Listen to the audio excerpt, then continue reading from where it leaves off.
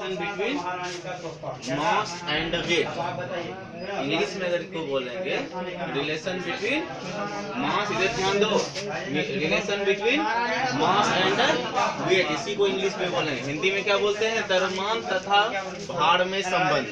तो ये बहुत इंपॉर्टेंट टॉपिक इसको माना जाता है कि हम लोग वेट और मास को सेम समझते हैं, वेट और मास को सेम समझते हैं। तो दोनों सेम चीज नहीं है, दोनों में देख रहे हो। तो यहाँ पे हम लोग जानते हैं कि न्यूटन के सेकंड लॉ से क्या जानते हैं? द्वितीय नियम, न्यूटन के द्वितीय नियम से क्या जानते हैं? F बराबर mg, जानते हैं कि नहीं जानते हैं? F बराबर mg। तो यही F जो होता है, F वेट के बराबर काम करता है। F को हम लोग क्या कहते हैं? कुछ देर के लिए वेट कह देते हैं। और यही F यहाँ पे वेट बना तो mg, F का वैल्यूज कितना है? mg है। तो यहाँ पे भी क्या है? mg है। तो वेट क्या आ गया? mg। तो वेट मतलब ये हो गया, और m का मतलब मास, और g का मतलब ग्रेविटी। g का मतलब, g का वैल्यूज क्या होता है? स्मॉल g का वैल्यूज 9.8 है ना, मीटर पर सेकंड स्क्वायर। ये भार हो गया, हिंदी में इसको भार कहते हैं वेट को, और ये द्रव्यमान मास को, और गुरुत्व को ग्रेविटी बोलते हैं। तो यहाँ पे एक पॉइंट, स्टार्ट पॉइंट आया कि भार में परिवर्तन हो सकती है। भार में क्या हो सकता है? परिवर्तन हो सकता है, लेकिन द्रव्यमान में परिवर्तन नहीं हो सकता है। कि हम बताए थे कि अलग अलग ग्रहों पे द्रव्यमान का जो मान होता है वो क्या होता है? अलग अलग होता है। क्या यही बताए थे ना कि अलग अलग ग्रहों पे स्मॉल जी का जो मान होता है, स्मॉल जी का मतलब क्या हुआ? गुरुत्व, उसका मान अलग अलग होगा। पर यहीं पे जो द्रव्यमान होता है उसका मान क्या होता है? सेम होता है। द्रव्यमान क्या होता है?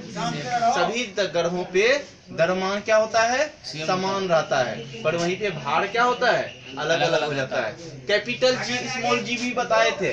कैपिटल जी का मान क्या होता है? जिसका वैल्यू 6.67 into 10 to power -11 होता है, नहीं होता है? होता है। तो ये भी वैल्यू जो है किसी भी ग्रह पे नहीं बदलता है। चाहे जितना भी ग्रह पे जाओ, हमारे पास 8 ग्रह है, 8 प्लैनेट है, कहीं पे भी इसका वैल्यूज में कोई भी चेंजिंग नहीं आएगा। सब जगह क्या होगा? एक जैसा ही होगा। सब जगह क्या होगा?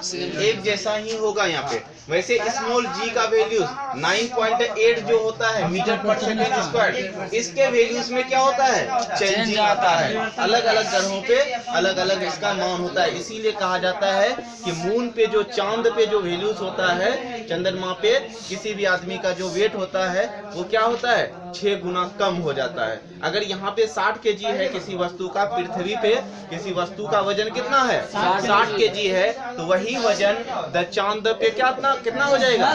10 kg हो जाएगा, मतलब 6 गुना कम हो जाएगा। तो स्टार पॉइंट में क्या लिखे? भार में परिवर्तन हो सकता है, पर द्रव्यमान में परिवर्तन नहीं हो सकता है।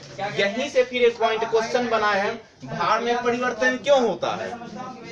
भार में परिवर्तन क्यों होता है?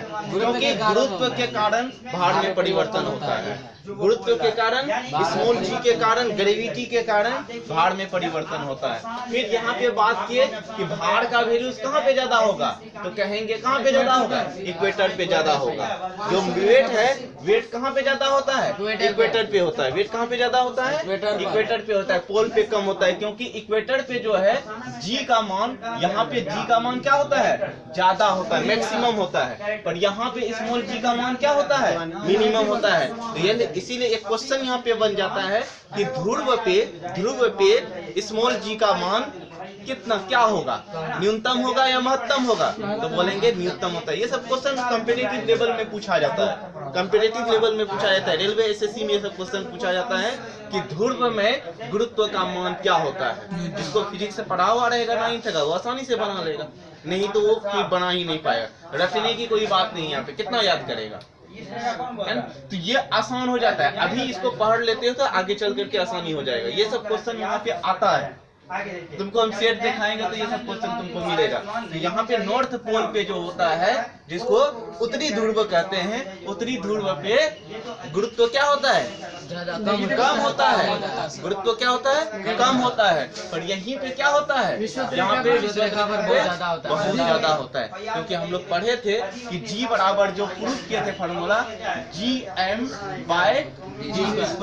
तो ये G और D में क्या रिलेशन है, G और D में क्या रिलेशन है, ये इन्वर्सली रिलेशन है। अगर D बढ़ेगा तो G घटेगा, ये बढ़ेगा तो ये घटेगा, ये घटेगा, ये बढ़ेगा, D बढ़ेगा तो ये घटेगा। अगर ये घट रहा है तो वो बढ़ रहा है, यही चीज है ना।